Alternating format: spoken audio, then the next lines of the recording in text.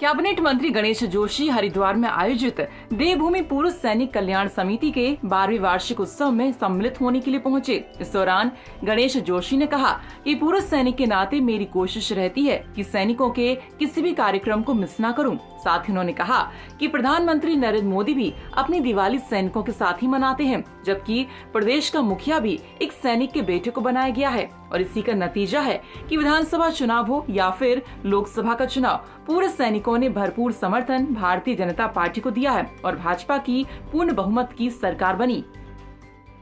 हमारे पूर्व सैनिक संगठन का स्थापना दिवस है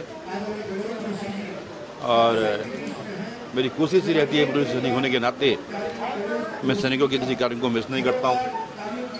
और मैं ही नहीं, आज अगर सैनिक के सम्मान की जनता करती है तो भारतीय जनता पार्टी करती है।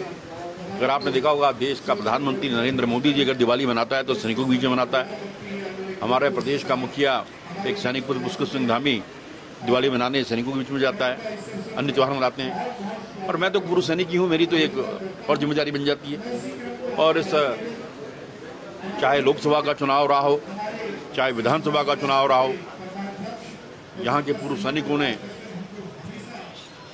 भरपूर समर्थन भारतीय जनता पार्टी को दिया है। उसी का प्रतिफल है कि भारतीय जनता पार्टी की पूर्ण बहुमत की सरकार बनी है।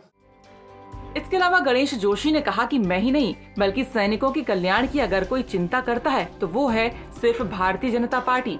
इसके अलावा कैबिनेट मंत्री गणेश जोशी ने सैनिक कल्याण के विभिन्न कार्य करने की जानकारी देते हुए बताया कि शहीद हुए जवानों के परिवारों की धनराशि 10 लाख से बढ़ाकर 35 लाख की गई है और अनेक सैनिक कल्याण के कार्य प्रगति पर हैं। हमने हर जिले में एक नोडल अधिकारी पूर्व सैनिकों की समस्या सुनने के लिए बनाया है और देहरादून में बन रहे सैन्य धाम का मुख्य द्वार प्रथम CDS जनरल विपिन रावत के नाम पर रखने का फैसला किया है।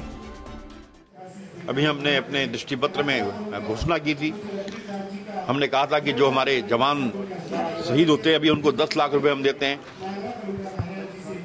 बैटल कैजुअल्टी को हम 35 लाख रुपए देंगे, जो सामान्य कैजुअल्टी होती है उसको हम 25 लाख रुपए देंगे। इसी प्रकार हम हमारे जो बच्चे फौज में ट्रेनिंग करना चाहते हैं उनके लिए एक अल्मोड़ा में एक और एक पौड़ी में प्रशिक्षण केंद्र हम खोलने जा रहे हैं। जो बच्चे हमारे MBBS CDS की तैयारी करते हैं उनके लिए हम कोचिंग क्लास के लिए हमने जो 50,000 से उसको बढ़ाकर 1 लाख रुपए हमने कर दिया है। हमने जिला स्तर पर एक नोडल अधिकारी नियुक्त किया है कि जो सैनिकों की समस्याओं को सुनेगा। और जो विशाल सैन्य धाम हम देहरादून में बना रहे हैं गुनियाल गांव में, उसका जो मुख्य द्वार होगा देश के पहले CDS उत्तराखंड के गौरव जनरल विपिन रावत के नाम पर होगा। शीघ्र ही हमारा वो काम शुरू हो रहा है और 2023 तक हमारा वो सैन्य धाम बनकर पूरा हो जाएगा।